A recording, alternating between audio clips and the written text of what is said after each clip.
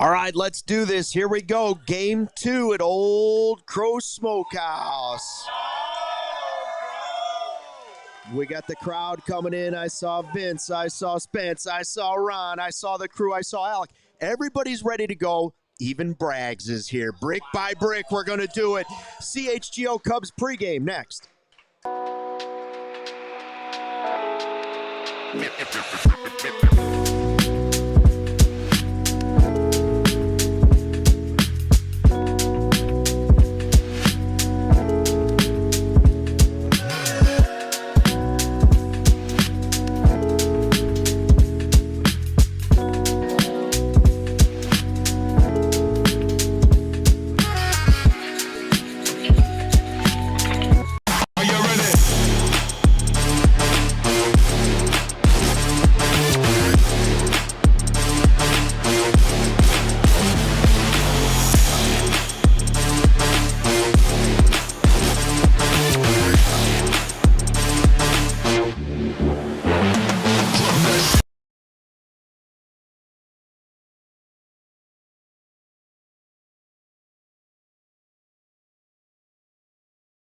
Show podcast getting ready for game 2.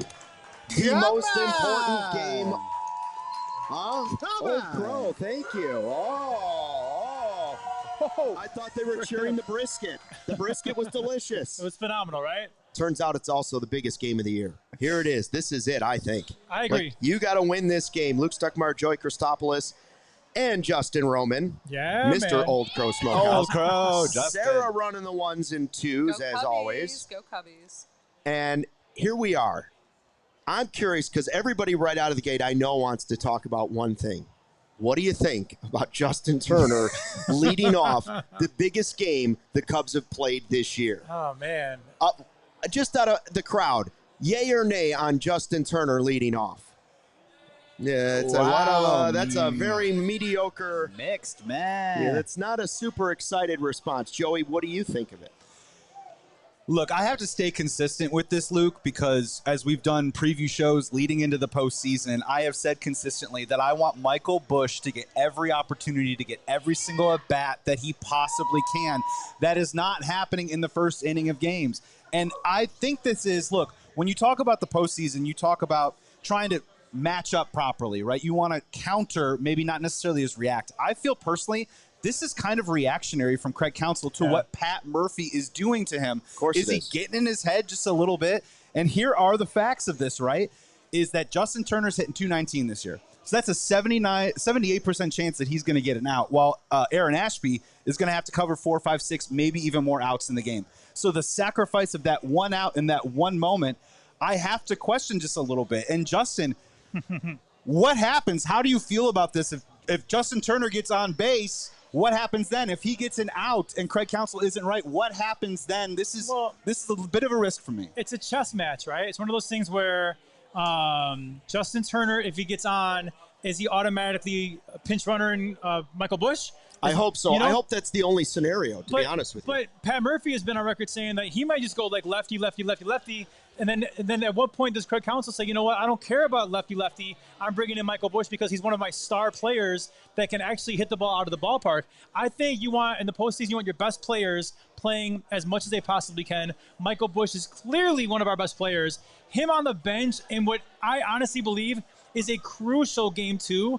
It doesn't sit well with me, and this is the second move that Counsell has made in the postseason that kind of is like unorthodox. The opener in San Diego, against San Diego, I should say, that was like not what Craig Counsell does. And now leading off Justin Turner and sitting Michael Busch, another move that normally I don't think Counsell does. No, it's 3 moves because it's also going back to Matthew Boyd on 3 days rest.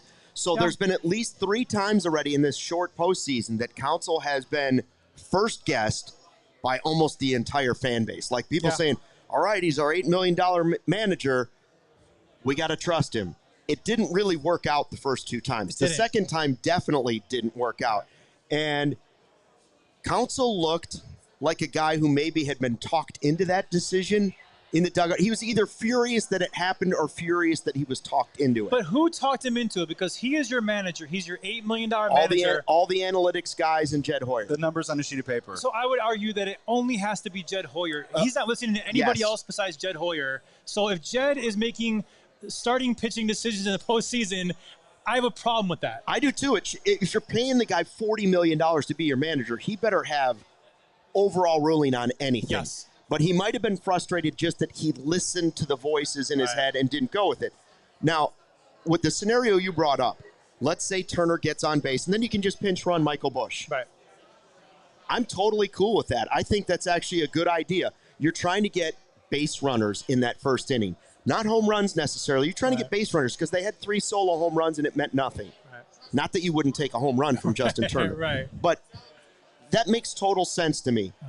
But I don't want to see Justin Turner go into the field because, for me, this is also very much about defense in this series. Yeah. And one of the bigger things that led to the big innings for the Brewers was an error by Nico. Yeah. Well, there's no question that Michael Busch is a better defensive player than Justin Turner. So while Joey tells me, yes, okay, Turner is better against left-handed pitching just a little bit, then Turner's just a little bit better than Busch. Okay, fine. But you also have to subtract the amount of effect that he might have if he's at first base for a half inning. Now, if Counsell's thinking he's never going to see the field, this is just a way to get Turner his one at bat and try and make a better matchup in that first inning. Okay, I don't want it to go a second time through the order. Because I don't want it to happen defensively, and I also don't want to see Turner bat twice in a game. Either way, I don't want to see it happen. You have to guarantee that Michael Busch gets as many opportunities in this game as possible Lefty so he can hit righty. his 36th or 37th home run this season. And I really found it curious that Craig Counsell before the game said that this is a way that guarantees Justin Turner gets an at-bat in this game. What guarantee? I'm sorry, he's had a great career. What guarantee has Justin Turner earned in this game that Michael Busch hasn't, right? So let's just kind of break down what can we expect, because let's be honest, this is going to happen really fast, right? He's either going to get on base or he's going to get out right away, right? So what are we looking at exactly here? When you talk about Justin Turner against fastball, his expected slug is 372 on breaking balls, expected slug is 391. The pull error percentage is 16.2%. That's the lowest of his career. When you talk about Aaron Ashby, 51% of his pitches is that sinker. And not only does it sink, but it moves in on the left-handed bat, which is why they're trying to move away from Michael Busch. So if I'm Justin Turner in this situation, I don't think he's going to be able to turn and burn. If I had to call it, for the best way for him to get on base is to either work the count or hit the ball up the middle or to the right side. Yeah. Having said that, though, really quickly, Justin, how huge is this at bat for Justin Turner now, right? He gets one shot at this, one bite at the apple to try and further his Cubs legacy or chip in or do whatever it is, because there's no Cubs legacy for Justin. It's a leadoff home run, but what happened? He was fine until you just gave that speech. Now he's got all this pressure. He heard your speech, and now he's got all this pressure on his one at bat in a pivotal game. To listen, Justin Turner, nice guy, great career. He's been a great leader in the clubhouse apparently, which is awesome. But I don't agree with this move.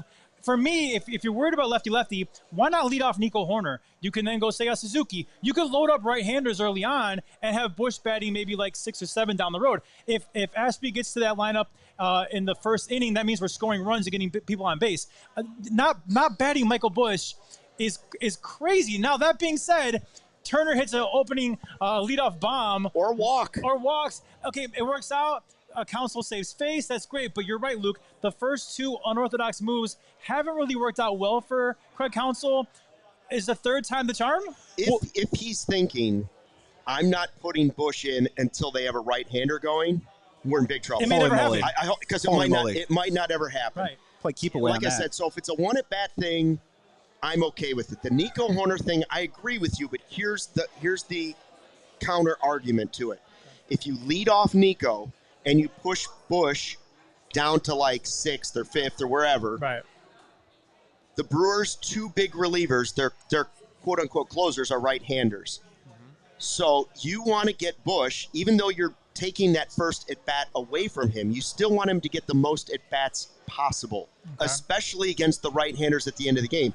So if you're trying to make sure he gets an at-bat later in the game, more likely than not, then you have to have him up near the top of the lineup. Yeah. And so not that Nico would be the wrong choice. Yeah. It's just that now you're almost taking away a first inning at bat and maybe also one later in the game from Busch. And here's the problem that I'm kind of struggling with right now is that Pat Murphy is making a calculated gamble by taking Aaron Ashby, a guy that he uses as a bridge guy in the 6th, 7th, 8th inning of games, and he's saying, I want to sacrifice 6 or 7 outs right here at the beginning of this game, and he hopes that it's going to work out. When it comes to Craig Counsell, he's literally sacrificing not just a possible 1 out, but also a player on your roster, because I don't want to get into the weeds of pessimism, but guess what, ladies and gentlemen? Tonight, your backup first baseman will be played by Moises Ballesteros once he comes out of that game, which further burns another guy on the roster. So it's almost like Pat Murphy has put Craig Counsell into a position to make him less flexible and reacting and altering his lineup by moving the guy that's the team leader in home runs out of the leadoff position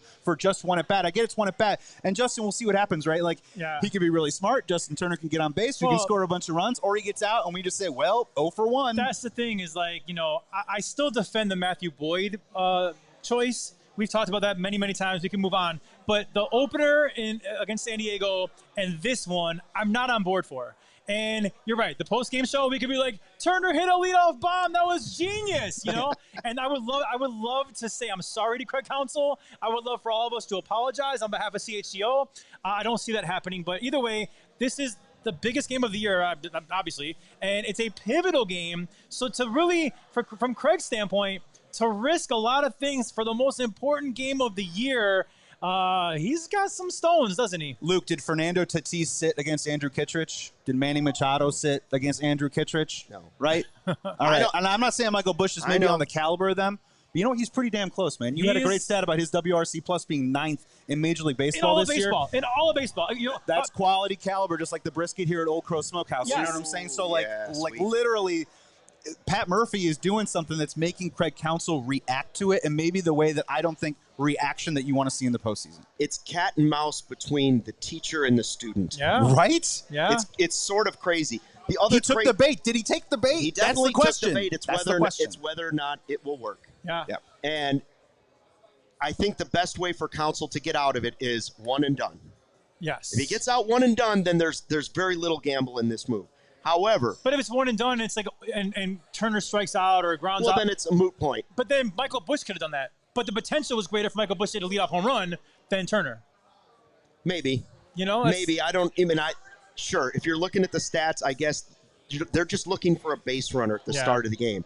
But the funny part about it is that we have all these statistics. And if you would have gone back 10 years ago and given me this scenario, I would have laughed at you. Right. Because what's happening now is you're at the biggest game of the year, and the team that's up 1-0 and really has nothing to lose tonight is looking at it and going, we're going to go with one of our mid-relievers to start the game. Right. And the other guy goes, I'll double down on it. I'll give you a guy who hit 200 to lead off the game. That's absurd. It is.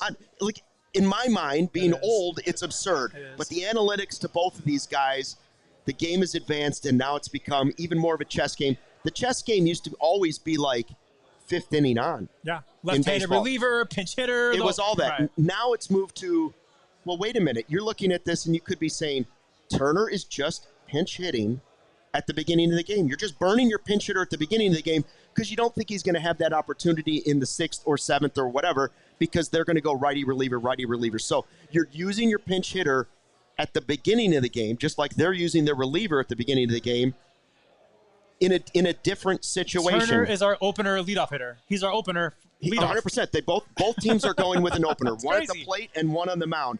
And now it does take away, not that I was super excited about this, but it takes away Turner as a potential pinch hitter. I don't think that opportunity is coming too much because of what the relievers are, right-handers.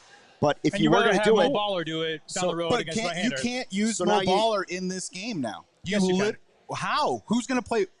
Who would play first base? Well, no, Alcantara would be the right-handed pinch hitter. No, I'm saying, but right. But if you need a lefty pinch hitter, you have to worry about Busch. It limits the risk analysis rises up if you use Mo Baller for Matt Shaw or whatever that is in the game. I mean, that's right, because who's going to play third? Then you bring in Castro. You can't not use Mo Baller because he's your backup first baseman. At this Correct. point, late in the game, you're trying to win. Yeah, I hear you. You're assuming Michael Busch stays healthy and can finish out the game. 100%. You're not worried about a backup first baseman on the bench. This scenario of maybe potentially having to if something gets screwy just because of one at-bat at the beginning of the game. Yeah. This scenario is why Mo Baller played a game at first, did some catching, because you might have to end up with Travis Wood in left field. right, which worked out pretty well for us. It did work out. I just find it I just find it funny that they're doing this with Justin Turner in what is, if you could categorize it for the Milwaukee Brewers, a coverage game. You know, they're not throwing their guys. They're going to try and cover some outs and some innings, and we're going to get into who might the second or third guy might be, but it could be Quintana. Yeah. They might not go to Priester. It sounds like they're not. They could go all lefties and just roll the dice and save Priester for Game 3. Which honestly, like if you're going to go to Quintana, I do like his cutter playing better on the outside portion of the plate against Michael Busch than that sinker that they're so worried about that dives back in and it rises up a little bit on the inside on the hands on the left-handed hitter. So, I mean, like you have to run Busch out at that point, but you can't run away from Michael Busch not facing a lefty at some point. You have to let him try and do it. All right, thumbs up, thumbs down then. Turner leading off. Oh, I mean, it's down, and I'll give you the mid. I'll give you the mid, but it's a very confused middle thumb. You're going mid on this? I'm going middle thumb because if he gets a hit, fine, it worked, and you can take him out. If he keeps it a limited plan to literally it's one at bat, and Busch either pinch runs or he comes in defensively at the bottom of the first, don't care. I have one thing don't to care say. then. I am not a fan. Yeah. I'm not, Sarah's down. So it's 3 thumbs down and 1 shaky middle thumb. not a fan. And I'm And happy if to you be got wrong. a middle thumb, Happy you to got be problems. wrong, It's just but not the game to risk it for because this game literally is everything because you cannot come back to Wrigley down 0-2. I would argue, because, I'm the optimistic guy on the panel here, that we win tonight and Milwaukee has all the pressure because now we've stolen home field advantage. We're coming back to Wrigley for back-to-back games. This game is pivotal. It's just not the game for Counsell to try this, pretty stuff. It just, which is so unlike Craig Counsell. Right. He's like the most steady, and you can almost predict what he's going to do on a Yes. game-to-game basis. Yes. And he's done, this is now, like you said, his third unconventional, surprising decision. Yes. So we'll see. All right, so that's the big storyline going into this game.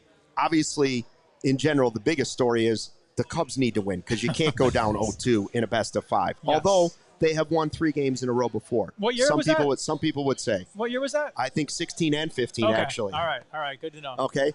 So the other storyline is who was going to be your starting pitcher for Game 2? Just like there was a question on Game 1, who's going to be your starting pitcher? It's Shota. Mm-hmm. I don't know what his leash is tonight. The good news is for the Cubs, no matter who was starting tonight, the bullpen is fully rested for the guys that you want to use in this game. Totally fresh. And they will get a day off tomorrow. Yes. That advantage, the days off is actually a huge advantage to the Cubs. The Brewers don't want days off. They've had a ton of them. Yeah, they're rested, right? Okay? So it's actually helping the Cubs with the bullpen situation. So that part of it's good.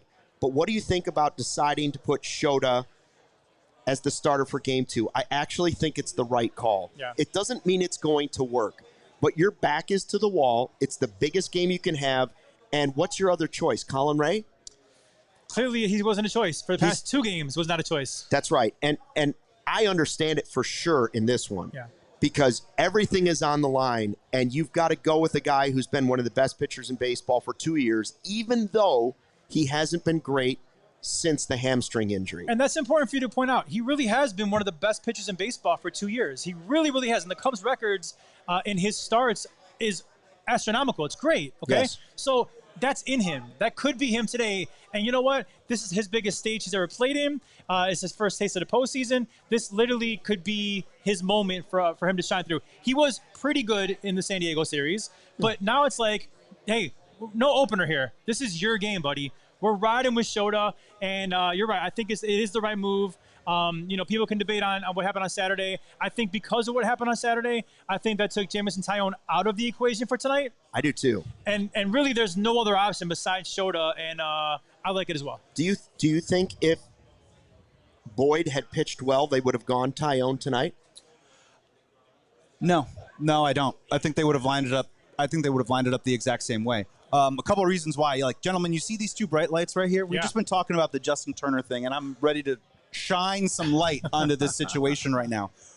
I think Shota Imanaga is going to shove tonight. Dude. Ooh. I think he's going to shove tonight. And I'm happy to be wrong. There's a couple reasons why. One, on the road this year, 3.44 ERA. So he actually has a better ERA on the road than he does at home this year. The last 2 starts against the Milwaukee Brewers, he has 13 Ks over his last 12 innings pitched. Now, let's just go back in time a little bit and just take a look at what those starts were. Let me pick it all to make sure that I get it right here. August 21st, 7 innings pitched, 2 runs allowed, 3 hits, 8 Ks. July 30th, 5 innings pitched, 3 earned runs. But if you remember, that was when William Contreras touched him up for home runs on back-to-back at-bats. Yeah. So that was also in Milwaukee, too, as well. I'm just rolling with my guy that I understand that recency bias has you worried about Shota Imanaga right now. But this guy has been an all-star. This guy has been, just like you said, whenever he took the bump last year, the Chicago Cubs were going to win a game. Yes. And I'm not saying he's pitching a complete game shutout right now. I'm thinking 4 or 5 really strong innings, keep the ball down, and I just think he's due. Is that Meatball? No. Is that Meatball Island to say Shota Imanaga is due for a great start? And a short start is fine because, as Luke said, the A team of our bullpen is completely rusted. So a short start by Shota and our phenomenal bullpen, that's a recipe for a big dub in Milwaukee. Here's, as Captain Negative sometimes. That's what Braggs calls me. What's stuck with you right now? What are you worried about? What's stuck with me is that the one thing that gives me a little angst. Number 1, I don't have the Portillo's cake. Oh. Number 2, you're having some detachment I got to tell you, issues? yesterday on the off day, I thought to myself, should I be eating Portillo's cake right now? Should I be eating Portillo's cake? And I think that was a little bit of the sugar addiction. It's separation anxiety, Luke. That's what it is. It's okay. That's what it is. And I got a funny story about that, by the way. No, what concerns me is that Shota has allowed a homer in 10 straight games. Yeah. 7.28 ERA this year in first innings. Okay, so that's okay if he's throwing 8 innings. I don't want that tonight. I don't want any home runs tonight. I can give up a run. And if it does happen, it's got to be a solo home run. Because you saw it has to, but I don't even want one. The flip side of it all, the Cubs hit 3 home runs on Saturday. Unfortunately, they were all solo shots, and it didn't hurt the Brewers at all. So Shota is a fly ball pitcher. It does happen. If any bombs go against him, I pray that it's a solo bomb. But you're right, I don't want any either. But, it's important to not walk people. It's important for our Gold Glove defense across the diamond to play Gold Glove defense. And if a ball does go out, it's very important that it's a solo shot. And just really quick to add on to that point, when we talk about Shota Imanaga, he's a fly ball pitcher, right? Yeah. So he's caused 7 or more ground outs in a start 6 times this year. One of them was August 21st against the Milwaukee Brewers. He caused 8 ground ball outs in that particular outing. So there was a recipe with this lineup to get that done and keep the ball out of the air. That's going to be one of the keys of the game tonight. Well, that leads to the back half of the Shota conversation. Not only does he have to get the ground balls, they've got to scoop them up. Like the Cubs have been, we've talked about it, we brag about it. It's how they beat the Padres. Was great defense. Mm-hmm. Great defense also was not part of game 1. The one Nico error was a huge one. It was catastrophic, yeah. So you have to play perfect defensive baseball, especially when your offense is operating the way it's been operating. It has to be crystal clean defensively tonight, especially with Shota on the mound, because you don't want to sit there and worry about, we made an error, and now that solo home run is a 2-run homer. Right. So I think it's critical that they play great defense behind him. It is for any pitcher, but in the postseason, tonight it is. What wins championships? Pitching and defense, right? So it's important in every series, in every postseason game. But you're right. Someone like Shota, today in particular, on kind of the most crucial game of our season, it is very important, and I will ride with Nico Hoerner to the day I die. What happened on Saturday was just the craziest, will never happen again kind of thing. I still believe in our defense, including Nico, 1,000%. This team was built on defense up the middle, and I still believe that. So, I feel good about tonight. I really do. The Turner thing kind of threw me for a curveball. I was feeling good about it, and then the lineup came out, and I'm like, wait, what are they doing here? But besides that, I really do feel good about tonight's game. It's tough. It's like, all of a sudden you're thinking salted caramel cake, and the next thing you know, they bring a chocolate one too, and you're like, well, all right, fine, I'm going to eat 4 pieces of cake now. I want you guys to be aware, because our lovely CHGO Cubs fans know that we are at Old Crow here in Wrigley Field. Everyone's saying we need a rally brisket. Oh, we already had it. We already had it. We're going to need more rally brisket. And by the way, it was delicious, Luke, right? Oh, spectacular. Absolutely delicious. I don't even know what the sandwich was called, but it was half pulled pork, half brisket, and some pickled red onion across the top. So a slight vinegar taste and then barbecue sauce. It's called our pit sandwich. Pit sandwich. Yeah. It's one of the best barbecue sandwiches I've had. Really good. No joke. So we had the rally brisket is already in the tummy. There you go. There you go. And I'll be honest with you, I can't do 6. No. I did 6 pieces of cake, but I can't do 6 of those briskets, or you're going to have to wheel me out of here in an ambulance. So what to Shota real quick? Yeah. What's a good outing for him tonight? What makes you happy? I would be thrilled if Shota can give me 4 innings, no runs. I would live for that because our bullpen's rested, and I think you can go 5 through 9 at that point with all your studs. And Palencia can work a couple innings. You got guys that can go multiple innings. If I can get 4 innings of no run baseball by Shota, I'll be thrilled. Yeah, I think 4 innings, 1 run is an easy expectation there. The question with the 4 innings, 5 innings, all that stuff is I would be reticent to allow Shota Imanaga to pitch to William Contreras a second time in this game. So when does that happen? How does that happen? What's the situation there? And keep an eye on Craig Counsell, whether he'll make a decision with that particular at bat. Yeah, I would agree that I would prefer 4 innings, no runs. 0. If he only pitches 3 innings and gives up no runs, also okay by me. No runs is good. The 1 run thing, I just don't want to go to above 2, but 1 is okay with me because of the bullpen stuff. Yeah. It's okay for me if he gives up 1 run. And frankly, if the Cubs can't score more than 3 runs, they don't deserve to win tonight anyway. And that's the point of it all, too. And they haven't, the entire playoffs, haven't scored more than 3 runs, correct?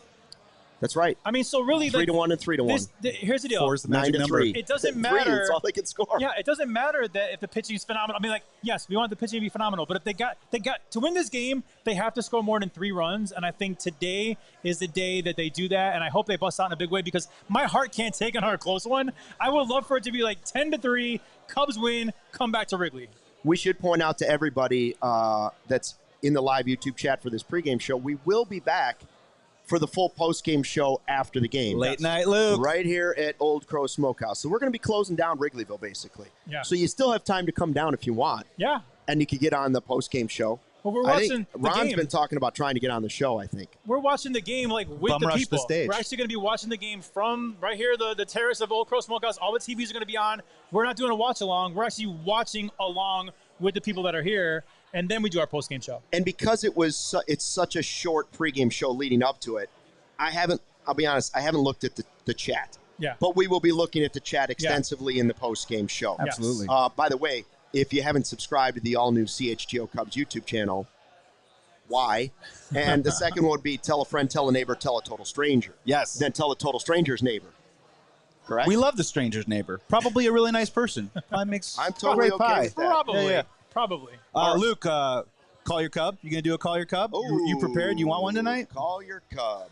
Justin Turner? No, it's because I don't think he's going to play enough to be a card Cub. It's a one-bat deal. Can you hit an 8-run home run tonight? You can get 2. Where's Ron? Yeah, we need some. We got to outsource this. Ron. Let's crowdsource I'll go this. first. Ron? When y'all get got? Ron, I'll go first, all right? I'm going with Nico Horner tonight. Bounce back game. Because I think he feels terrible about what happened on Saturday. And I just feel like tonight is the Nico Horner revenge game. I'm going Nico Horner. I'm going to buy you some time, all right? Here we go. I got my guy in my head now. All right, Okay, everyone go here ahead. at Old Crow Smokehouse, too, as well. Listen up. We've been doing this all season long for 162. Now we're in the playoffs right now. It's tonight, and it's Wednesday. It's pivotal crossroad point night for the Chicago Cubs, right? We're either going to rise to the level and become that type of playoff team that could possibly get to the Final Four and do something and really make some noise and take down the Brewers, or we're going to continue the style of play that we've had at times in this postseason and at times in September and August. So I'm going with the guy that we need the most, the guy we were dreaming about in the offseason in the wintertime, King Tuck, man. When we were dreaming when he was acquired, how cool would it be if he hit a home run in the middle of October in a playoff series? And, what if he did it at Greg Braggs Jr. Stadium? I'm calling King Tuck tonight. GBB. At least a couple hits. I'm not saying he needs to hit 3 home runs, but show up, man. Give me some good at-bats. Quinn Priester, Jose Quintana, they walk guys. Yeah, come on now. Yeah, there you go. I'm going with King Tuck tonight. Braggs is here, so I'm going Caleb Williams. Okay. No, he's not playing. I'm not doing that. I'm going with what Ron told me before the game. He dug into all the numbers, and he said Seiya's got great numbers against Ashby. Ooh. I like it. Seiya's been the hot hitter. He's been one of them, right? Well, I love your pick too, Joey. But our picks, right-handed hitters versus yours being a lefty. So you have Ashby. He's the $500 million man, man. Let's go. Ashby, Nico, and Seiya. I hope can do some early damage to kind of make us feel good. Real quick before we go, I do want to reserve this statement.